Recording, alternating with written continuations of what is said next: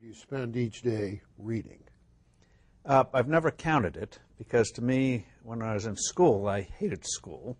But when I didn't have to do it, suddenly it became a great source of information. And now it's so easy, either with a handheld, Kindle too, from Amazon makes a book reading. You don't have to lug the books around. You can do it anywhere, anytime. So it becomes, if you're curious, you can satisfy that curiosity more easily than ever before. Do you think newspapers will become extinct? John Kerry seems to be quite worried about the Boston Globe and other such. Well, I'd be happy to see that one become extinct. But. Well, a lot of them will. And I think each of them in various cities have got to try to determine how do you have content that appeals to a local audience. You just can't count on the fact that you have a monopoly. Those days are over. So you're going to have to work with the web. You're going to have content that is unique to that market. And yes, there's going to be a lot of blood on the floor. And there was a great spoof, by the way. Your listeners will love it, on YouTube. Not a spoof, actually. They did a piece. The Daily Show did a piece on the New York Times. The New York Times let them in. Didn't realize the Daily Show has no respect for anybody. They'll take anybody on. And the guy who did it starts the thing off by saying, you know, once upon a time, people would get their news on pieces of paper. Can you believe it? And goes to the New York Times, and he goes to one of the editors and says, well, why would somebody like aged news? And the editor says, what do you mean aged news? And he shows him the newspaper. What is on here that is happening today? And so, that's very interesting. So go to YouTube. Now, you'll like it. Do you hold these aged papers in your hand at all? I still do. I'm a big fan of the printed word. What publications do you read in a typical day? Well, you have to look at the New York Times, just because it is what it is, and you got to know what's up to. But the Investors Business Daily, Wall Street Journal, USA Today. I'm with you on all those. Financial Times, got to look at that in my business. We read exactly the same thing. And maybe a local paper. I do a lot of traveling. Investors Business Daily is a terrific publication. Underappreciated, but they are fantastic. Their editorial page is fabulous. And their front page, too, they'll focus on things and stories that others might not. So it's a good paper. You get unique content. I'm a big fan of foreign policy, but very interested. And I find Financial Times indispensable in terms of what's happening with the European Union and the Lisbon Treaty and all of that kind of thing. What are your favorite magazines? Well, aside from Forbes magazine. Obviously. Then it becomes eclectic. What depends what it has. Maybe National Geographic even occasionally has a piece that would be of interest. But then it has to be a show me one. Yeah.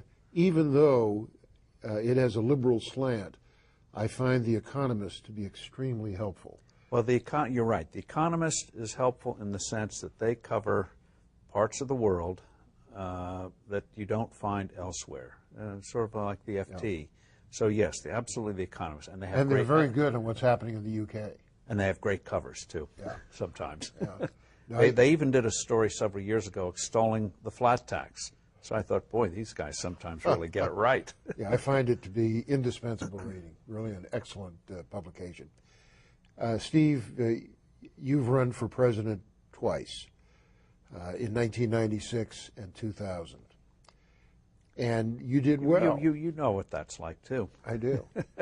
You did well. We're going to have to take a break in a minute, so I'm going to save a lot of this for following the break. But I'm interested in getting from you what lessons you learned from those two campaigns. I'd be interested in knowing how much they cost financially from your personal resources. And I would also make this point. There has never been a better year for you to consider running again than 2012. There really is no front runner for the Republican nomination. There's no real political heavyweight out there. And many people, after having suffered a defeat or more than one defeat come back and do very well later on. There's a sense of royalty and succession in the Republican Party. Yes. Where people say, well, maybe it's his turn now. So when we come back from these messages, I'm going to ask you some of those questions. Stay with us. We'll be back with Steve Forbes, unless I've scared him away.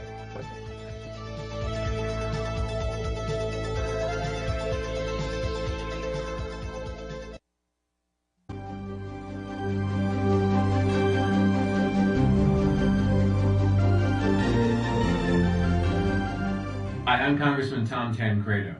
I just returned from a hearing on the southern border in a place called Brownsville, Texas. One of the participants in the hearing told us that for them, a border really doesn't exist between the United States and Mexico. Well, unfortunately, a lot of people have that attitude, that there are no such things as borders, that they really don't matter, that they're just lines on a map and nobody should pay attention to them, and that we're all just residents of the North American continent. Well, you know what? That's baloney. It's baloney, but only if you will do something about it to prove to the people of this country, and especially to your elected officials, that you know borders matter, that you know the sovereignty of this country is at risk, and that you will take action to make sure that they understand it.